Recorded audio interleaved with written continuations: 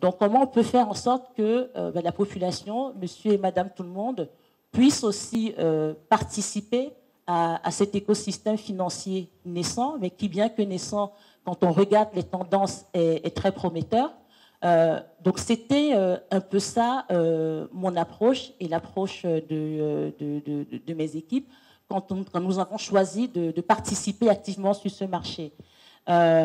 Et on a beau se dire que 10 000 francs représentent peut-être une petite part, mais quand on s'adresse à la petite maman qui fait du commerce en deux côtés ou au mototaxi, peut-être c'est encore assez élevé et il faudrait réfléchir en termes d'accessibilité, être beaucoup plus près de lui. Et au-delà de ça, on a beaucoup parlé de transparence. Et on se rend compte que oui, on a une pénétration Internet qui reste à entre 30 et 40% dans la sous-région, mais qui aussi est en progression.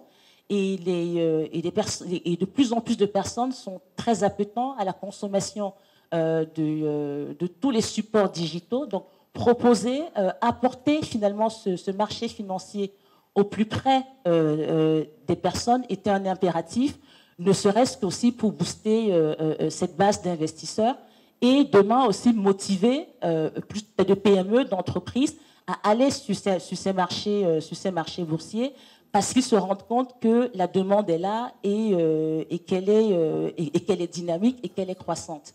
Donc c'est dans ce sens que nous avons travaillé avec un partenaire technologique, Ejara, afin de pouvoir vraiment proposer à tout le monde dans la zone CEMAC d'avoir accès à du marché monétaire, à du marché financier, obligataire financier demain, à partir de 2000 francs CFA, avec les garanties que comportent ces titres, notamment sur le marché monétaire, via tout l'écosystème, tous les mécanismes et les protocoles qu'ont mis en place la BEAC.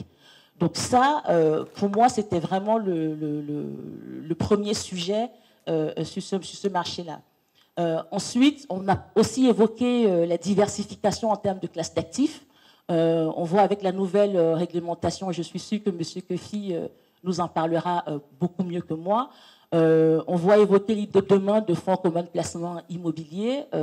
Notamment, c'est vrai que quand on cherche à investir personnellement, il suffit d'aller dans les différents tribunaux pour se rendre compte que 80 à 90% des litiges souvent sont dus à du foncier ou à des problèmes immobiliers.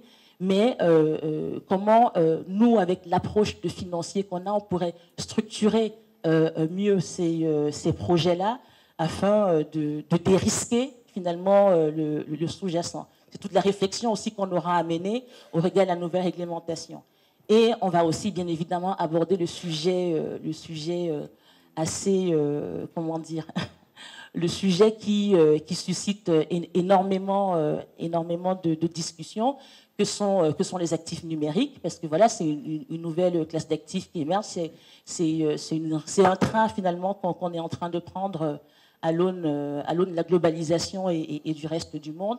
Mais je voudrais préciser que il faut être conscient que ces actifs-là sont très volatiles. Je crois que M. Kamguin l'a dit qu'avec nos clients, nos investisseurs côté SGP, nous les avons d'abord accompagnés sur des actifs plus sécurisés comme les obligations.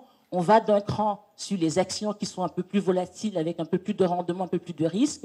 Et demain, cette nouvelle classe d'actifs-là sera aussi une proposition à avoir, peut-être pour des investisseurs un peu plus avertis, un peu plus qualifiés, et qui souhaitent une diversification beaucoup plus large de leur portefeuille. Mais toujours en gardant l'équilibre, voilà, risque-rendement, l'appétence, le profil de l'investisseur et sa capacité à absorber, justement, sa résilience à absorber les chocs qui peuvent en découdre. Merci. Merci, Madame Tchatoué.